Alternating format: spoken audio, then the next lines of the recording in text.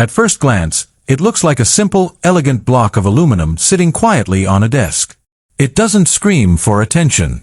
It doesn't have blinding RGB lights. But beneath that minimalist exterior lies a piece of engineering so aggressive, so highly optimized, that it is sending shockwaves through the entire personal computing industry. This is not just an incremental update. This is not Apple simply swapping out an old chip for a slightly faster one to keep investors happy. This is a fundamental redesign of what a desktop computer can be. But here's the catch, and it's something Apple won't tell you in their slick marketing presentations. This machine changes the economics of the entire tech ecosystem, and it exposes some brutal truths about why people have been overpaying for computing power for years. Welcome to my channel Tech Launch. Subscribe my channel and click on the bell icon for the new tech updates. If you are a creator, a professional, a student, or someone who just wants a machine that will remain blisteringly fast for the next decade, you cannot afford to look away.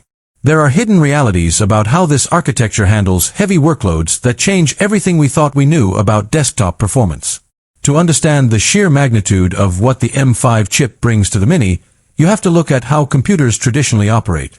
In a standard desktop PC, you have a separate central processor, a separate graphics card, separate sticks of memory, and individual channels connecting them all.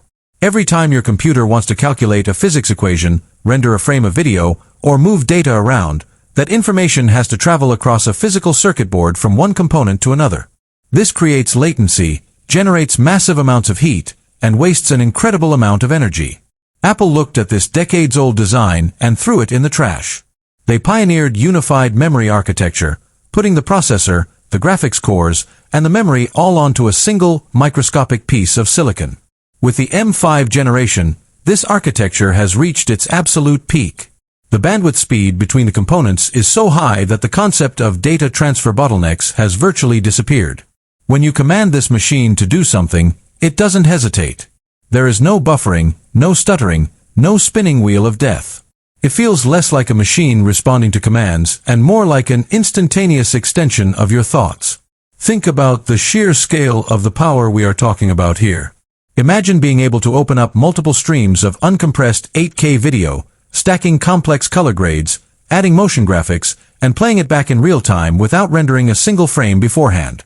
Imagine compiling a massive software application with thousands of dependencies, watching the progress bar fly across the screen in seconds instead of minutes. This used to be the exclusive domain of multi-thousand-dollar workstations that required specialized power outlets and dedicated cooling systems. Today, that exact level of performance is sitting in a box that is smaller than a couple of stacked books, drawing a fraction of the power. But this raises a fascinating psychological question. Why did Apple give this much power to their most affordable desktop? Why build a machine so capable that it actively threatens the sales of their own higher-end computers? The answer lies in the massive shift toward local artificial intelligence and machine learning execution. We are entering an era where software isn't just executing commands, it is predicting, generating, and thinking. To run these complex models locally on your desk without sending your private data to a corporate cloud server, a computer requires an astronomical amount of specific mathematical computing power. The M5 chip features a radically evolved neural engine designed specifically for this future.